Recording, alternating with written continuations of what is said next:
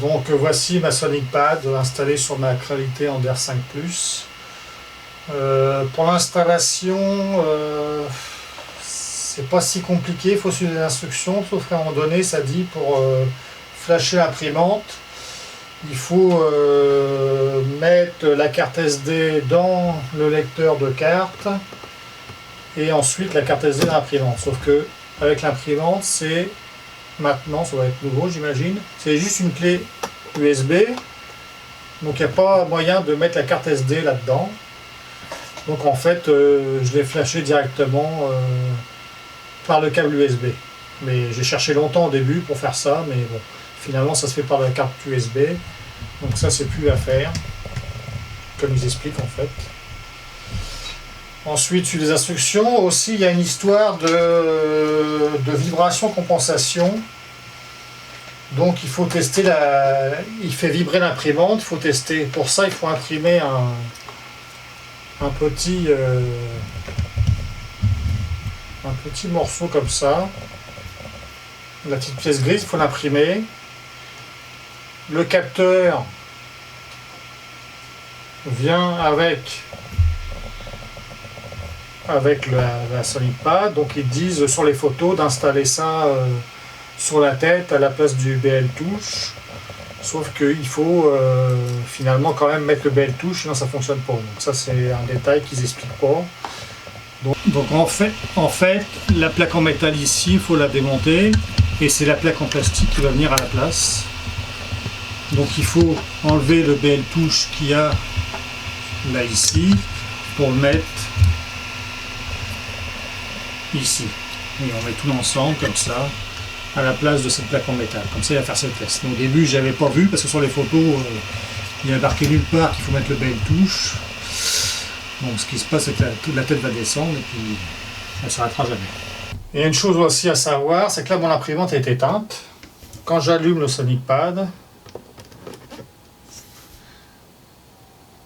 ça va allumer l'imprimante. Donc là on voit que ça s'allume. Le bouton est à off, mais si le bouton est off, il n'y aura pas d'impression, ça ne fonctionnera pas. Donc il faut vraiment que le bouton soit à on en plus. Ça c'est important à savoir. Donc là le SonicPad s'allume. J'ai mis bien sûr des fichiers dans ma carte USB, des fichiers que je voulais imprimer. Toujours branché sur l'imprimante, puisque c'est ça qui contrôle. On arrive à un menu comme ça, on peut faire différentes choses, du préchauffage.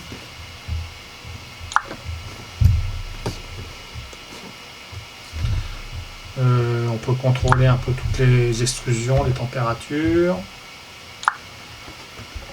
des configurations dans tous les manuels leveling, tout ça, ce qu'on peut bouger. Caméra, si on veut faire si on peut brancher une webcam pour faire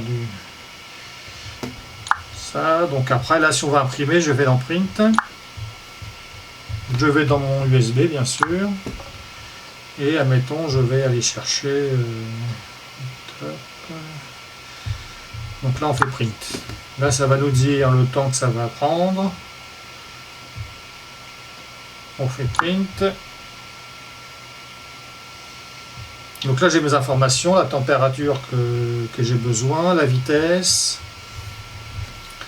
le temps estimé, le nombre de couches, la vitesse en temps réel. Donc là il va bien sûr chauffer. Pendant que ça imprime, on peut changer différentes options. Donc ça se fait en temps réel. Si vous voulez monter, descendre le Z, bouger la vitesse, le flot de filament, la température, la fan, tout ça on peut le faire pendant que ça imprime. Donc pour l'instant on ne touche à rien. Je vais laisser chauffer tranquillement la machine. Donc la machine est chaude. Elle va commencer à imprimer. Alors par contre, ce que j'aime pas, c'est qu'avant, moi, avant d'avoir le SonicPad, à chaque fois que je faisais une impression, avant de démarrer, elle faisait un auto-bed leveling, donc elle faisait le bed automatique, le niveau. Sauf que là, ça ne le fait plus. Et si je veux, admettons, là, dire je vais aller faire un auto-bed, il va dire bah non, sans impression, bien sûr, je ne peux pas faire ça. En fait, les options configure, je peux pas faire pendant que ça imprime. Donc, j'ai pas mon auto-bed leveling, que j'aimais bien faire ça à chaque fois. Ça, c'est dommage d'avoir une option quelque part que je ne connais pas. Donc là, je vais la laisser. Alors, il y a un autre problème aussi pour l'instant, qui va sûrement être résolu à un moment donné, c'est que s'il y a une panne d'électricité, ça reprend pas l'impression, on perd tout. L'imprimante, elle, est capable, mais le Sonic Pad n'est pas capable. Donc, ça veut dire que là, une panne d'électricité, c'est fini. Ça, bon, c'est très rare qu'il y ait des pannes d'électricité, c'est pas la fin du monde. Ce que j'ai eu comme problème aussi, c'est que l'autre fois, j'ai manqué de filament. J'ai voulu résumer le print et ça m'a fait une erreur, ça n'a jamais voulu. Donc j'avais 10 heures d'impression qui a été perdue à la poubelle. Donc on va essayer de couper le filament, voir ce que ça donne. Mais là, si ça refait le coup, là, je pense que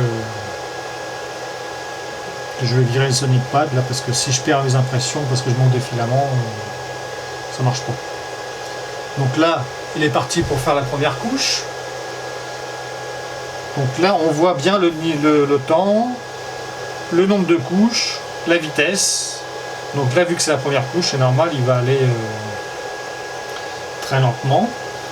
Et pour l'instant, la première couche, moi, je ne veux pas trop y toucher. Je vais la laisser, bien sûr, à vitesse réduite, pour que ça soit de meilleure qualité possible. Donc je vais laisser faire la première couche et je vais vous revenir. Ce qu'on va faire avant que ça aille trop loin, finalement, je vais couper mon filament et je vais faire un test de reprise de filament. Donc je vais le couper directement. Comme ça, on va faire le test tout de suite. Et là, j'enlève le filament du capteur et ça me dit bon. Donc là, ça me dit remplace le consumable où ça stoppe. Donc ce que je vais faire, je vais remettre le filament.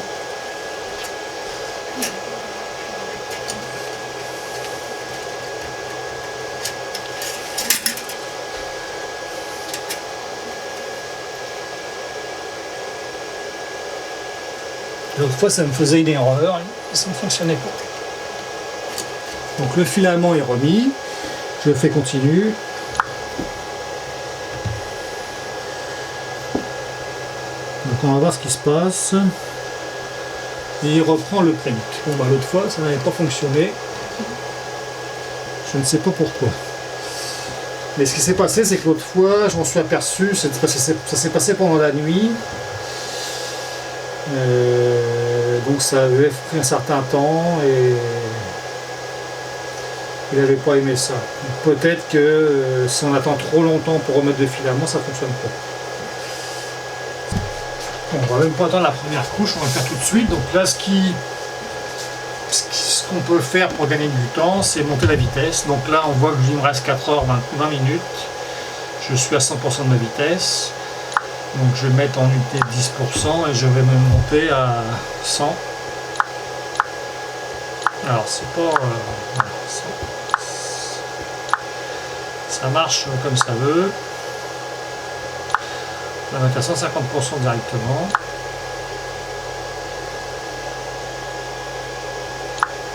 Et là je suis passé à 2h53. De toute façon, je suis à 30 mm/s au lieu de 20 pour la première couche, donc c'est pas la fin du monde. Donc j'ai quand même gagné pas mal de temps.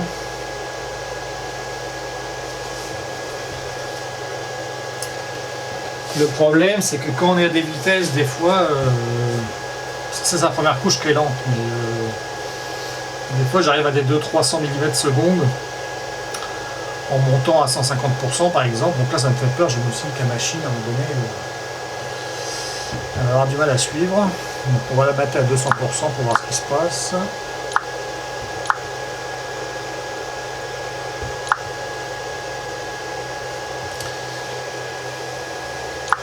Et là je viens de passer à 2h10. Des fois, de toute façon, le pourcentage à un moment donné, il n'y a plus une différence énorme. Ça dépend des pièces. Donc là, elle est à 40 mm/s. Tout à l'heure, on était à 20 mm/s. Donc on est bien au double de la vitesse. Moi, sur Cura, je l'avais réglé à 80 mm/s. Donc c'est sûr, comme c'est la première couche, c'est toujours plus long. Bon, ma première couche est faite, je me suis remis à 100%. Là, elle tourne à 30 mm secondes. Bon, je suis toujours à 4h12, donc on va la mettre à 200%, donc 4h12, 200%.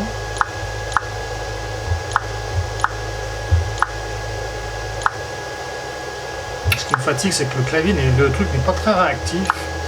Il y a toujours un délai. Donc là, je suis passé à 2h05. C'est un gain de temps énorme. Là, elle tourne à 60 mm secondes, donc c'est pas grand chose. Je vais vous faire voir ça. Donc là, ça tourne à 200%, 60 mm secondes pour le remplissage. Donc l'imprimante, c'est pas trop un problème. Les couches chandelles.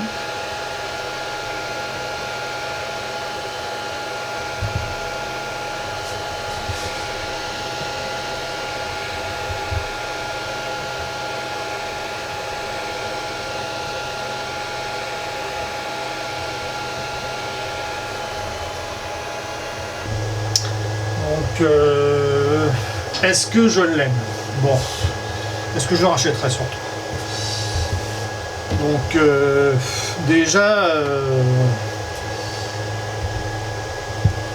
bon, pour l'instant, s'il y a une panne de courant, ça reprend pas l'impression. Bon, c'est quand même assez rare, et puis bon, il y aura une mise à jour, c'est sûr. Ce qui m'a fatigué, c'est que l'autre fois, mon filament a manqué. Et quand je suis revenu, impossible de remarcher, ça fait une erreur. Donc peut-être ça n'arrivera plus. Je vais juste me remettre à 100%. J'aime pas je trouve que les délais des touches, c'est pas terrible. Et ce qui me fatigue, c'est bon, oui on gagne du temps, mais j'ai peur, ça me fait peur. Des fois on arrive à des vitesses de 200-300 mm secondes et là je me dis là, bon je sais pas si l'imprimante à un moment donné, les courroies, les roulements, je sais pas si ça risque de s'user plus rapidement que ça devrait. Donc finalement je me mets toujours à vitesse 100%. Donc en gros, ça me sert pas à grand chose, ça me sert même à rien. En plus de ça, j'ai pas mon autobed avant de faire mes impressions, donc ça me fatigue un petit peu. Donc finalement je perds des fonctions et ça me donne rien. Surtout que j'ai notre imprimante qui arrive qui va être méga rapide. Donc si c'était à racheter, je la rachèterai pas.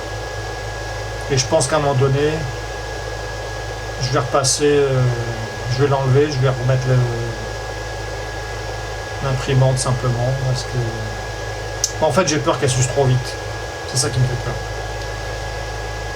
C'est sûr que si ça tourne 2 fois plus vite, oui, le processeur le gère, mais tout ce qui est mécanique, je sais pas. Donc en gros, je m'en sers jamais finalement. Donc c'est beau, on a les vitesses, tout ça, on a le temps, bon, ça c'est bien. Mais moi je trouve que c'est inutile pour moi. Pour moi, c'est inutile. Donc voilà. J'ai pas pu. J'ai pas refait l'installation complète parce que le problème c'est que c'est pas si évident que ça. En plus, il faut démonter la plaque pour remettre le BL touche. C'est un peu galère. Il faut refaire le bed levein qui est pas évident. Donc j'ai pas voulu refaire l'installation complète malheureusement. Donc je suis désolé pour ça, mais t'attends que ça fonctionne. Je veux pas trop y toucher. Et puis, voilà. Donc voilà pour le petit test rapide.